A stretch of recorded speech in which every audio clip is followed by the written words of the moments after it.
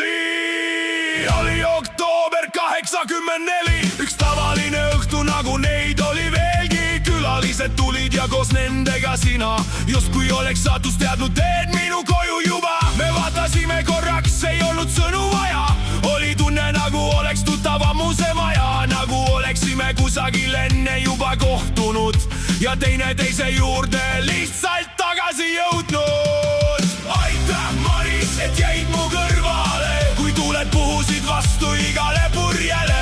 Kui oli raske, kui oli pime tee, sa hoidsid kinni ja uskusid meisse veel. Aitäh, Maris, kõigi nende aastate eest, 2 tütre ja 4 lapse eest. Kui uuesti algaks kõik see tee, valiksin sind ikka ja jälle enda kõrvale.